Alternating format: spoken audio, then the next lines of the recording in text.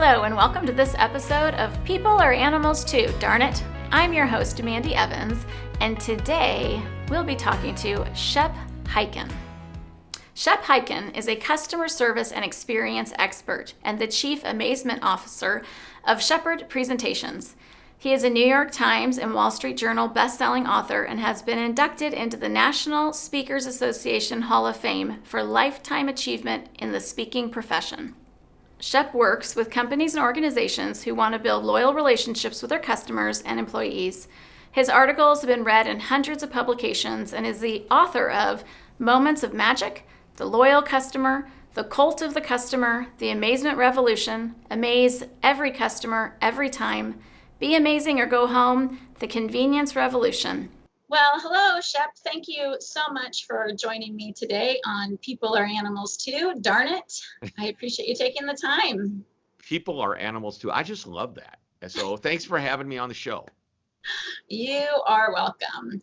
So it's pretty exciting to have you, a New York Times bestseller, experience and customer service expert, especially because in our industry, we don't have, I would say that we are lacking an awareness around general customer service. So this is a great opportunity for a lot of people in animal welfare to kind of hear about what does that mean? What is customer service? Well, I think part of it is when people in your industry, they're very passionate about animals. I mean, I always joke with my mom, who's an extreme lover of animals, all types of animals. And it's funny. It's like if she sees a bird on the golf course that's injured, she picks the bird up, takes it to the vet, and will spend $1,000 to get this bird back in its nest. And I said, Mom, you don't treat your kids this well. Can you imagine if she won't treat her kids as well as the animals? How are we going to treat customers, if you want to call them that, as well as they should be treated? So I get it. And sometimes our passions might get in the way of what is really operational in business. Yes, for sure. And so before we really dive in, I'm interested in you and knowing, I mean, you have spent your career really in service to others in bringing this level of awareness. So how did this start for you? Wow. So when I was a little kid, 10, 11, 12 years old, I did magic tricks. And I eventually got booked to do my first magic show at a birthday party. And at the end of that event, it was after school one Wednesday afternoon, I got paid a whopping $16, which was $15 plus a dollar tip. And that was like all the money in the world. Now you realize that was a long time ago. And that, like in today's dollars, that's like $2,416. It's a lot of money. But no, it wasn't that long ago. But I came home and we're having dinner and my mom asked me what I'm going to do after dinner. And I thought the correct answer was I'm going to do homework. And she said, no, you're going to write a thank you note because you need to thank the people that just paid you all that money to come and do their magic show. Great lesson. And I didn't know it was called customer service. I just thought it was the right thing to do. My dad said, follow up in a week, call them up, make sure they were happy and get some feedback. More service. Didn't know it was called that. And then he said, you're doing magic tricks. Why don't you ask them what their favorite tricks were? And if you do more shows and you ask that same question, then you'll know what the good tricks are. And the ones that they don't talk about, we'll get rid of those and replace them with tricks they will talk about. Basically, that's called process improvement, create a better experience. So I had no idea at the age of 12, I'm learning, not knowing it's called customer service, but that's really what it was. Show appreciation, get feedback, do something with the feedback, improve the process, improve the show, whatever you want to call it. And that's what all companies do today. So fast forward, I had a number of jobs. I continued to do my magic. I worked in nightclubs and I had regular jobs, retail jobs, worked in all kinds of different places, unique and interesting jobs. Graduate college. What am I going to do? I see a couple of motivational speakers. I go, wow, I could do that. Entertainment background. I love business. Went to college. I'll write a speech. And that's how it all started. Pretty much within a year out of college, I'm full-time in the speaking business. Wow. So, yeah. That's awesome. That's how it started. Yeah, and you're doing really great work. I mean, I find it interesting how difficult it is for people to realize how important relationships are. And they're like the cornerstone of our existence. Yeah. Go ahead. it's been a good journey, and the relationship is key. And I think that's really what service is. If you think about it in the most basic sense, I always talk about, let's do the shortest customer service speech ever, and walk out on stage and I go, be nice. And I turn around and walk away. And that's the start of it. But how would you treat your family member? My friend Jean Bliss, I don't know if you've had her yet on your show, but you should have Jean. She wrote a book called Would You Treat Your Mother This Way? How would you treat your mother? Something like, would you do this to your mother? That's what it is. Would you do this to your mother? Would you make your mother wait on hold for 30 minutes to come and talk to you, or ask you a question? Oh, you wouldn't do that, things like that. It's such a simple premise. I wish I'd have thought of that one. Would you do so? And it's such a simple premise, but really at the end of the day, that's where it all starts. It's with the right attitude, being friendly, being nice, and then you start to layer on specific tactics and strategies, if you will, to develop a better service experience. Right, and you are about to launch your next book, The Cult of the Customer. The Cult of the Customer. Here's the original book right here. And this is the original book. It was written about 11 or 12 years ago. Old stats and facts. Some companies aren't even around today. The new book is actually, it's a paperback. Oh, you've got it. Good. And by the way, that's a galley copy. I don't even have real copies of the book yet. I won't get them for a while. But thank you for sharing that. So the new book is updated, revised, new stats, facts. By the way, the premise, it's exactly the same as when I wrote it before. I think 10 years from now, it'll still be the same. You'll just need to update, some things to keep it modern and up to date. But really, it's a lot of common sense. So the cult of the customer is fun. There's 5 cults. And by the way, cult is not a dirty word. It's not like a bunch of people believing some crazy, fanatical, whoever. No, a cult is really a group of people with a shared interest and experience. So when you see the same people coming to breakfast every Tuesday morning, it's a Tuesday morning group. It's kind of a cult. If they go out and work out every Saturday and run through the park and jog, everybody the same, it's like a ritual. That's like a cult. So those are good cults. So I'm happy to share with you real quickly what the 5 cults are within. Yes, please. Okay. So, and really they're within any business, and the cults are, they're phases customers go through. The first is uncertainty. And when you go to a place of business and you've never been there before, you go, well, I hope it's going to be good. Maybe I've heard it's going to be good. I just haven't experienced it myself. Let's see what happens. I know that's an oversimplification. So the uncertainty. Then once you start to do business with somebody or some company, you get into alignment. You might know what they're about. You might know what their brand promises, but you start to experience it a little bit. And that's moving you from uncertainty, aligning to what they're about, until you finally, number 3, experience that and you feel really good about it. Ideally, you feel good about it. There could be a bad experience, but let's be positive here. And then the next level you want to get to, the next cult, and this is crucial, you want the cult of ownership. Ownership is, I had this experience, maybe I had it again. Maybe it's starting to become a routine. Every time I call them, they call back so quickly. Every time I ask for help, they're always knowledgeable. That word always followed by something good. That puts you into what's ownership. One of the examples I use in the book is PayPal, which is still a relevant example. PayPal, Venmo, any of those payment programs. It's online.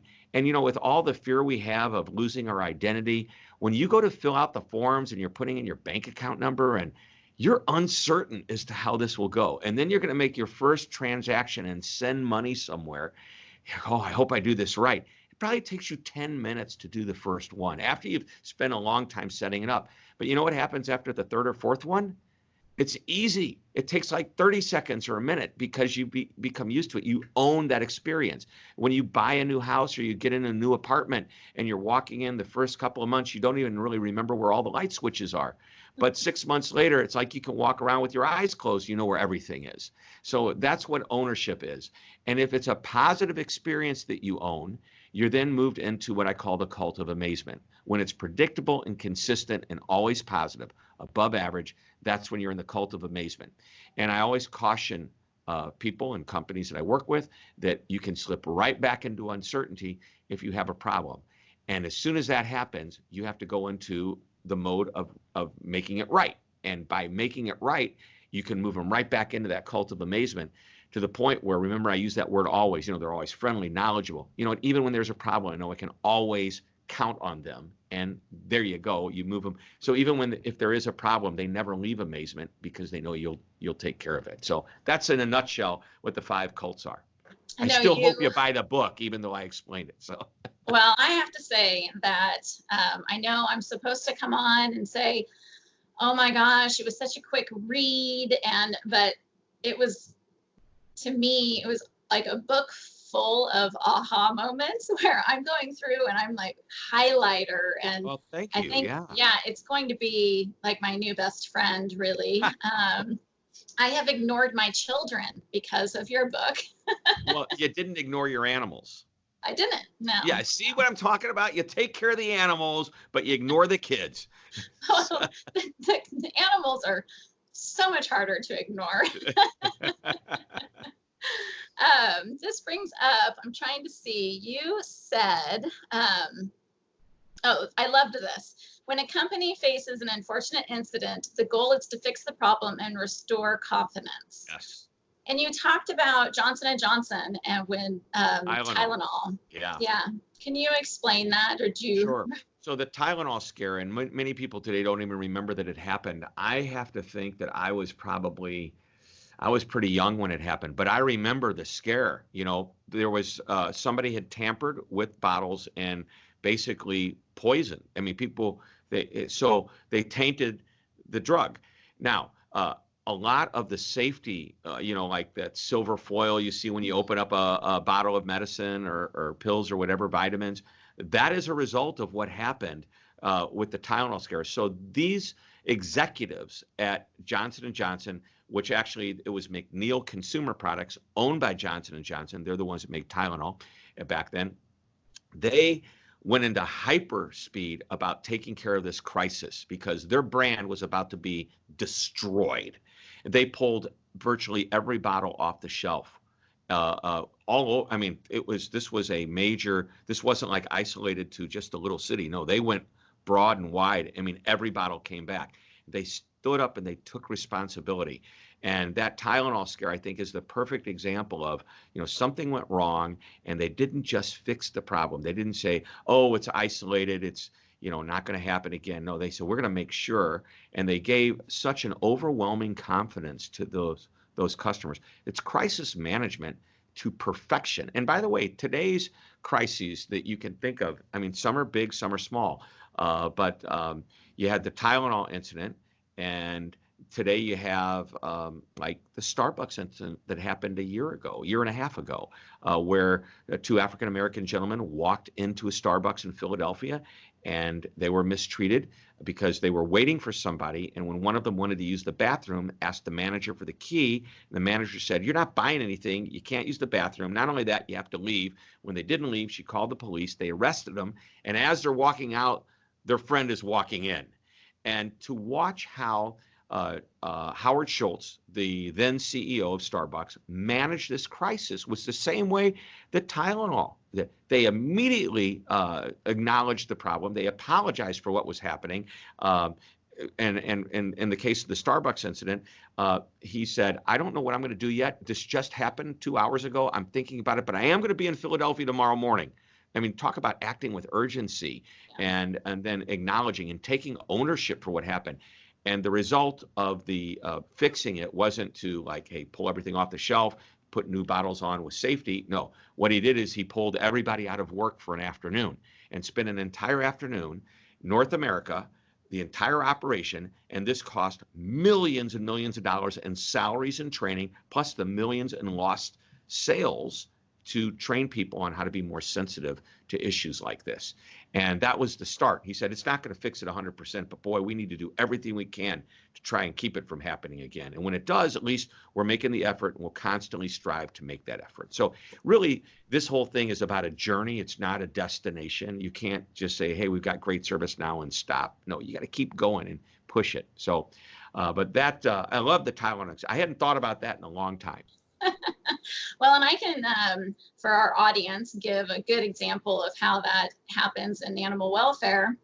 Is that sometimes we have a disease that breaks, and shelters sometimes feel very guarded on wanting to be really transparent and open because they're scared they're going to get attacked.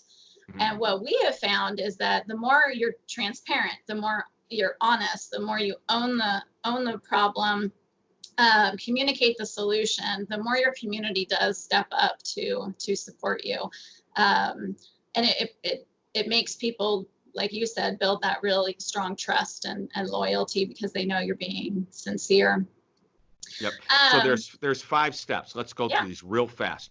You have to acknowledge the problem, apologize for the problem, discuss what the resolution is going to be, own it. And if you think about Howard Schultz wasn't in Philadelphia when this happened, but he still took full responsibility, and you must act with urgency. We'll go back to another crisis that happened about a year before that. I won't mention any names, but the initials of the company are United Airlines. Oh, did I do that? And United, it's not like people don't know that the passenger was pulled off the plane and physically abused, but it took it took too long, way too long. I think it took almost 2 weeks before the CEO finally came on and did a major acknowledgement and apology for what happened. I recognize there is a legal aspect to this. Like, you can't say it was our fault because then you get sued more. I don't know, but the way it was handled was incorrect. And you know what? America, most people, they have short memories when it comes to something like this until it happens a second time or a third time. And then it's like, hey, wait a minute, I don't like this pattern. So I don't know if it's a short memory or that we're somewhat forgiving, but I'd like to think we're also forgiving. How's that? So, but you're right. There has to be that transparency there. And, but acknowledge, apologize, discuss the resolution or fix it on the spot, own it, and act with urgency. So I think that another piece and what you're talking about is that, and this is not on purpose. People don't do this on purpose, but we have a really hard, it's an easier route to point the finger and say it's somebody else's fault. And we so naturally do this. We're quite gifted, I think, as humans. But I think we don't like the pain of owning it.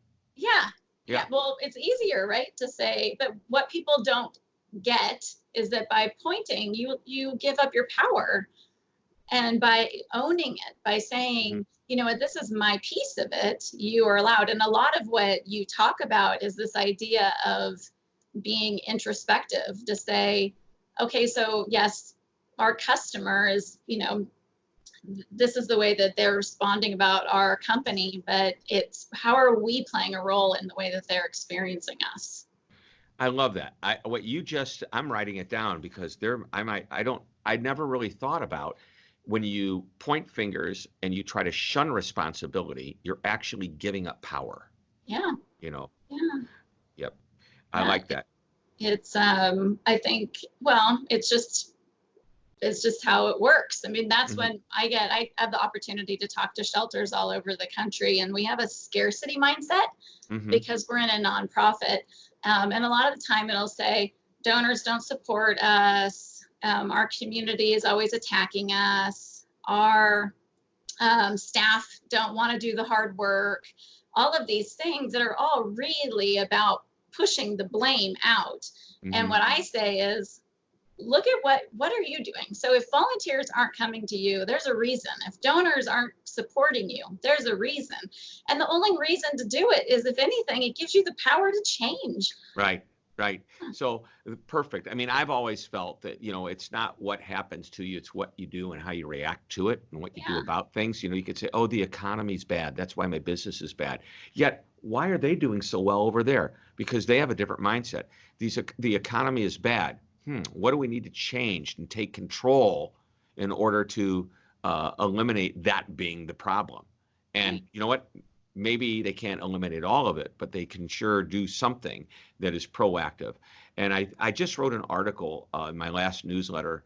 It was titled Batteries Included. And it was 2 types of people: batteries included, batteries not included. My coach, Dan Sullivan, I go to a coaching program every every quarter, and I've been going for 20 years. And Dan, that's one of Dan's things is who do you want to be around? And, batteries included people think positively. They come up with solutions, not excuses.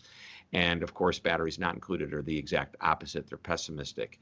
I'm not going to say they're Eeyore, to put it in animal terms, Eeyore. Okay. But I think they're more Pooh, Winnie the Pooh. So it was that I once, and I have a picture of it. This is what it really reminds me of.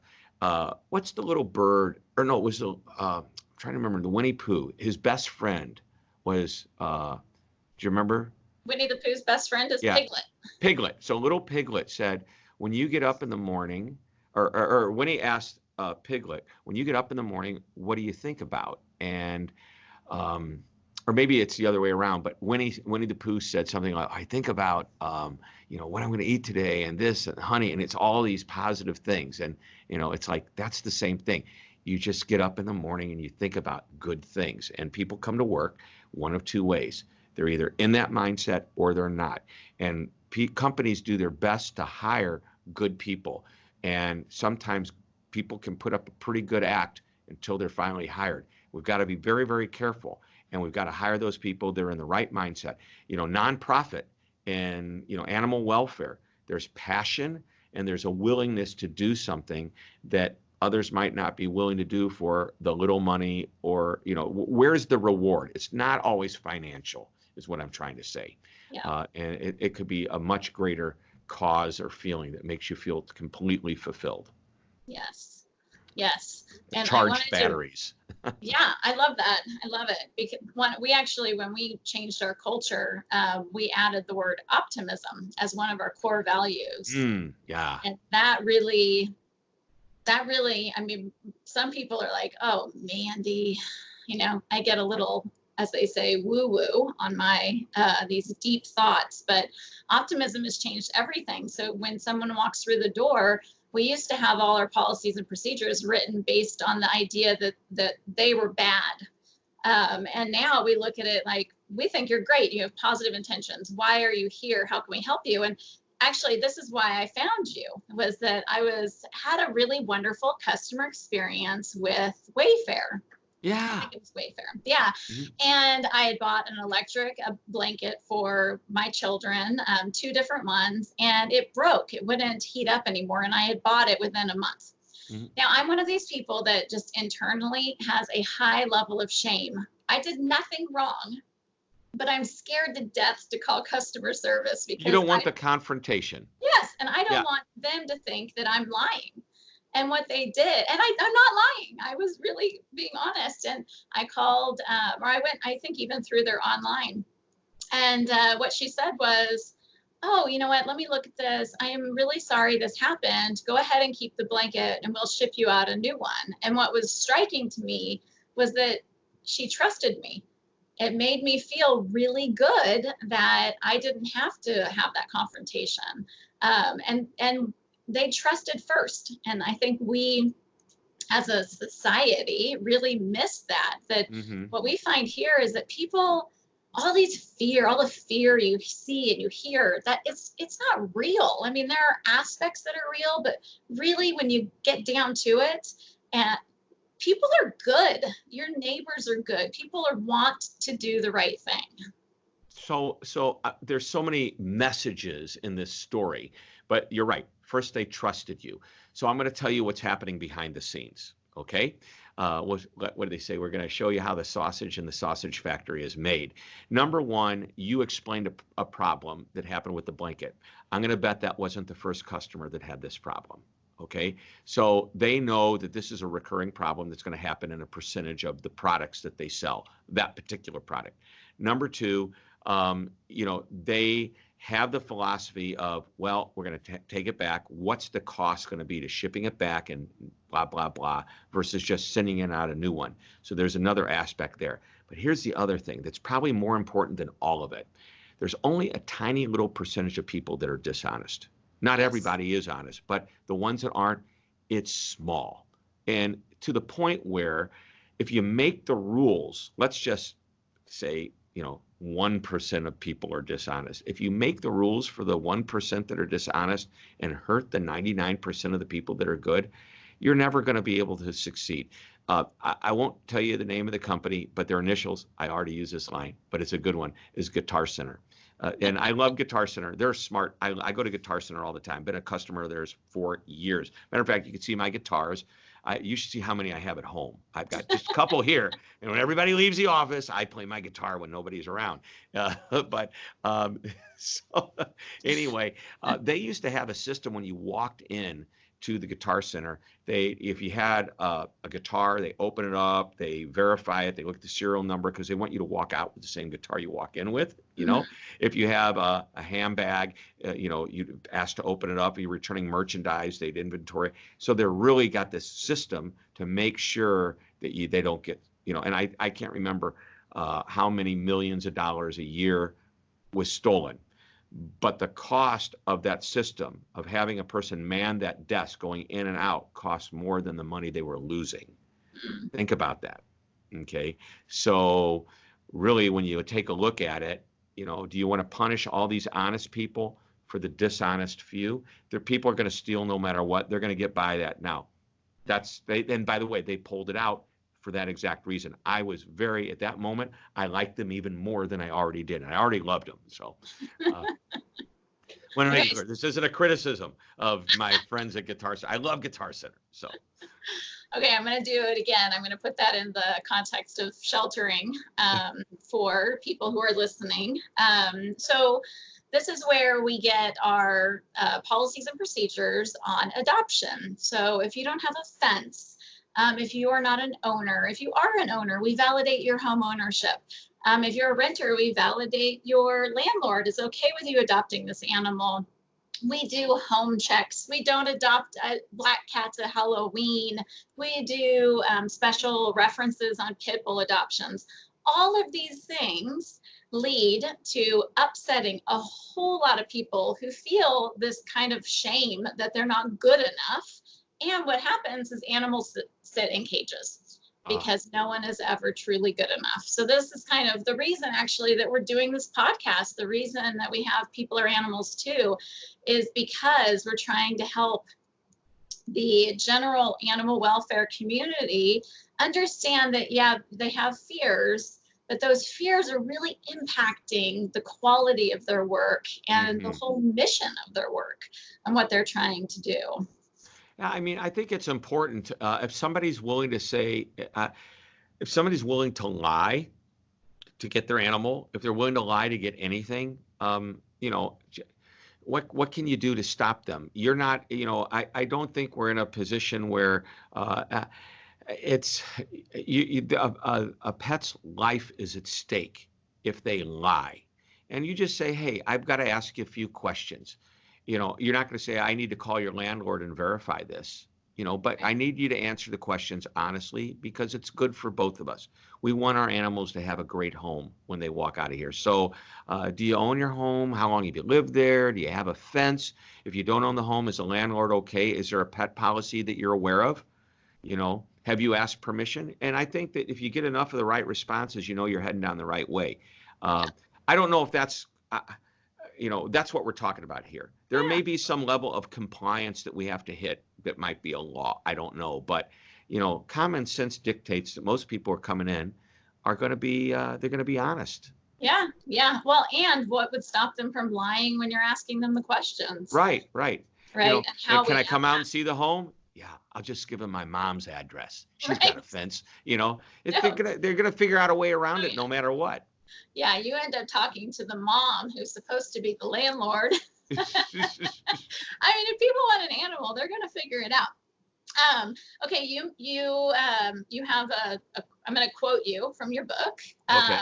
And this is page, I think, 18. So that gives you a good early in the book. If I'm circling things early on. The customer comes in part from service, but in the larger sense, it is everything created by any and all contact with your organization. Yep. Your goal is to improve the quality of the customer experience. So what does that mean? Right. So by the way, I can't believe I wrote that like 11 or 12 years ago because customer experience wasn't the concept that it is today. But what that means is it's an end-to-end experience. It's not just the interaction you have with people. So let's go back to where service was customer service. And then somebody said, let's call it customer experience. And all of a sudden those words they meant the same thing. Then somebody smarter, I don't know who it was, said, oh, experience is much bigger than that. And that's where this quote comes from. It's not just the interaction, it's the total experience.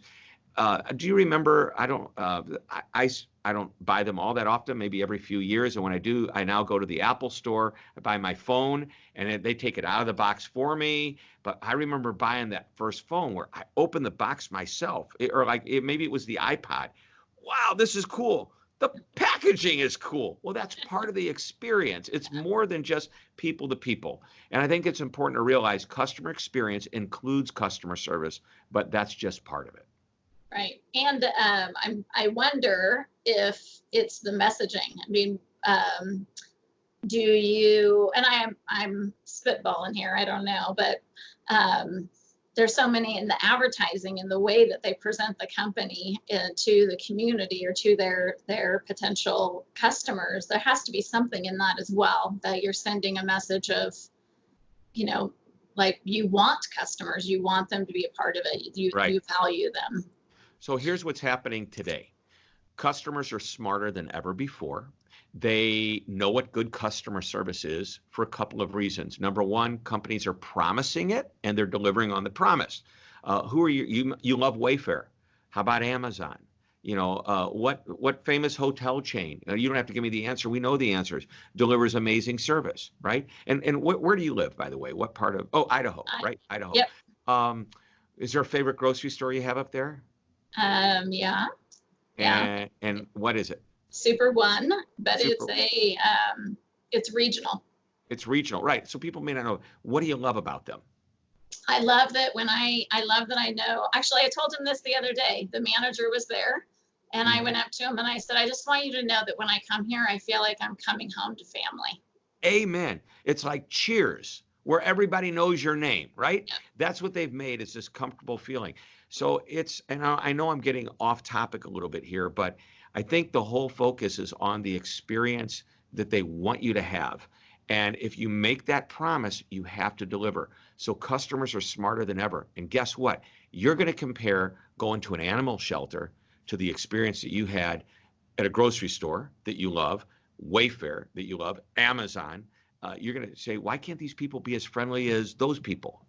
So that's what's happened is customers are smart. They're on to what great service is. I've been saying this now for about 4 or 5 years. And every year they say, what's your big prediction for the year? Customers this year are smarter than last year because we're training them. There's great companies out there. So are you one of those companies that are going to meet the bar, or are you going to be like always lagging behind? You don't have to be Amazon to deliver a great digital experience. You don't have to be this Super One grocery store to still deliver a great experience. You just have to say, what do I love about those companies?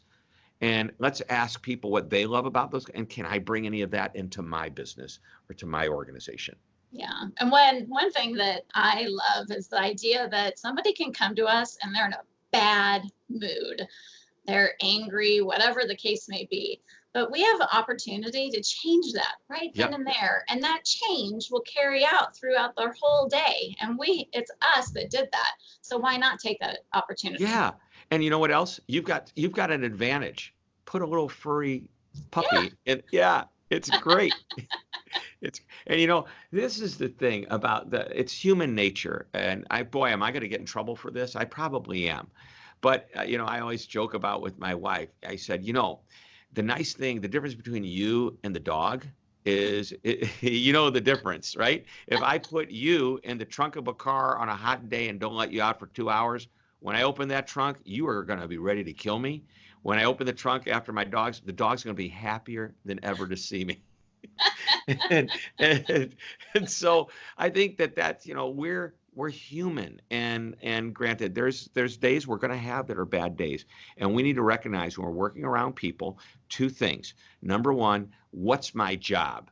Okay, I may be having a bad day. I don't take it on anybody else. Somebody else may be having a bad day. It's my opportunity to make their day better. So you've got 2 sides of that. And if you're coming to work and you're paid even 50 cents an hour to be there, you are paid to be on stage. I just got finished with an interview a few minutes ago with a woman from Disney. She worked for Disney through college. Then she went out in the real world and came back and worked for them again. And you know why she loved working for Disney? It was the culture. And you know what? Disney, 3 jobs: take care of your guest, do the job you were hired to do, and I guess first is do the job you're hired to do, take care of the guests, and keep the park clean. And they don't care what kind of a day you're having. It's your job to do that. So just do it. And realize if you can't do that, then don't come to work and go get another job that doesn't require you being nice and friendly. Go behind the scenes. By the way, that's okay. I have nothing wrong with that. You know, they have these behavioral style assessments like DISC. I don't know if you're familiar with like DISC and Myers-Briggs, but you take these assessments and you understand what your personality is. And if I'm asking you to go on the front line in the DISC model, D-I-S-C, that's your I. Are you influencing? Are you sociability, if you will, willing to be out there and be with people? But if you have a low I and you're happier being in the back, working on your computer, crunching numbers, doing whatever, don't try to put that person on the front line because they will implode after a period of time. It's not in their personality to do so. And by the way, they would be excellent in another part of the business, supporting you in another way. So keep that in mind as you hire good people. You're hiring the right people for the right job. Right. Okay, so I wanted more to underlined and circled things.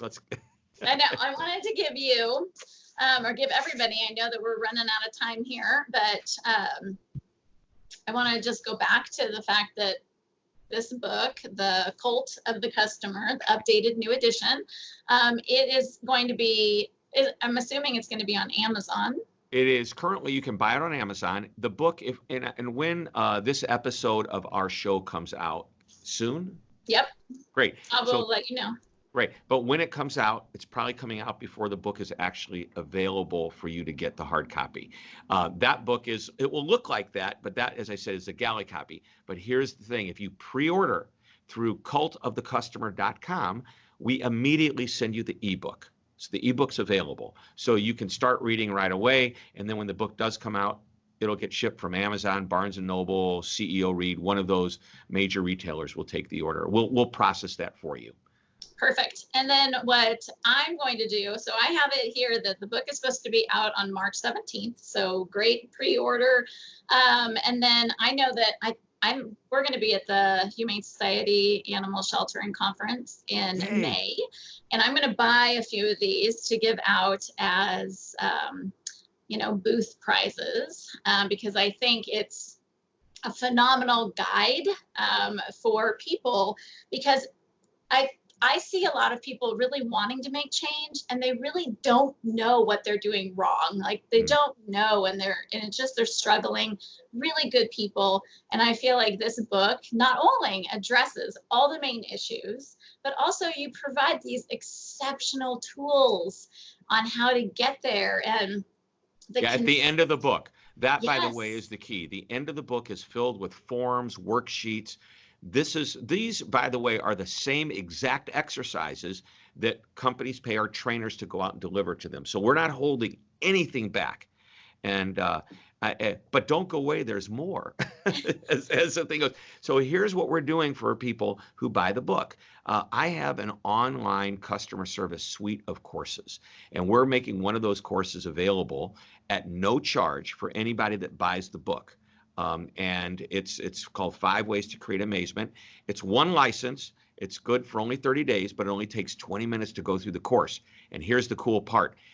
We say, look, even though it's meant for an individual, if you've got a team, bring them in the boardroom, bring them in the break room, whatever, put it on and let them enjoy it, and print out workbooks for everybody. We want you to use it. So, and you know what? I'll be truthful. If after 30 days you still want to show it, you just let us know. We'll give you another access to it. But I mean, we want people to use, my goal is, I've written these books, The Amazement Revolution, The Convenience Revolution, amaze every customer every time. Unless we make this content available to everybody, we're not going to have amazement everywhere we go. So I realize it's a big world out there, but I'm going to do my part to hopefully make it better for some. That's amazing. Oh, that's great. I love that word. No, so I'm going to put links on the podcast that will show links to your website, hyken.com, information on those web training classes, which I feel are really inexpensive for what you get. I know at our shelter, so I'm an executive director at an animal shelter in North Idaho, and I've already talked to my management team, and we're going to be initiating some of these steps, because even though I feel like we've come a long way, there are so many of these tools. I like and you're going to have to correct me what it's called, but the pathways for each customer. Right. The different pathways. I mean, I know that you know this and you've been doing it, but it's brilliant. I love it. The other one, what's the other one? The hardships or the challenges? And you have we have takeaways. We have, let's see, at the very end, I have the checklist. I have checklists to determine, are you in Amazement, what cult you're in. So there's various checklists that you can go through to determine where you are. Yes. I wanted to make this book, and not just a book you read, but a book you use. Look at this. I've even underlined things in the book. Oh, here, the moments of misery. Oh, moments of misery. So you got moments of truth, a great concept by Jan Carlson. Every time a customer comes into contact with any aspect of your business, they form an impression. He said they can go two ways. It could be a good impression or a bad impression. And so I say, that's great. I gave them a name. Bad ones are moments of misery.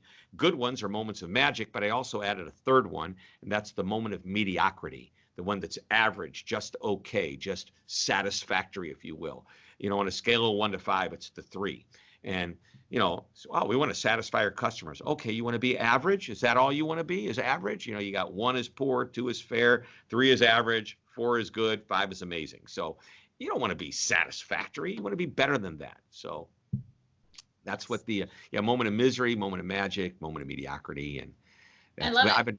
It's fun. It just brings, I don't know, I keep saying the word awareness, but I feel like it's these aha moments that are so important. They lead to change and growth. Well, Shep, again, I really, really appreciate you taking the time. Well, thank you so much for having me, Mandy. I really appreciate you. Yeah, and look at I just want to say the comparison of your office, and I look like I'm in jail. Yeah, I was going to say, so how long are you stuck in prison? I mean, when are they going to let you? No, I'm just kidding. I just have a lot on the walls, but no, I like to have fun in life. And, behind me, I've got a little Disney collection. I got all my hockey pucks signed by different players. I'm a big hockey fan. And actually, the cool thing is almost every one of those players I've had the opportunity to actually play with at some event, for us to play hockey. Got my baseballs from favorite, people. I just love life. And, the guitars, when everybody leaves and it's been a long day and I've been working hard, 15 minutes on the guitar relaxes my mind, and I go back to work with this new refreshed energy. So that's what I do. And then sometimes I do it, and then I go home and I'm really chill, That's good. What I do? Well, first of all, I just moved into this space. So that's why. Yeah, this is when they gave you a promotion, they sent you to the prison cell. I'm looking at the it looks like they gave you a nice chair, though. Yeah, there you go. I'm the boss, right? And then when I go home and I need to relax, I needle felt. Have you ever heard of that? I think it's something you should do. Needle felt? Yeah. It's you take loose wool, like if you looked at the inside, the batting of a pillow, but it's actual wool. And then they make these little barbed needles, and you stab the wool and it sculpts into things. So I like to say that I go home and stab things. She's psycho.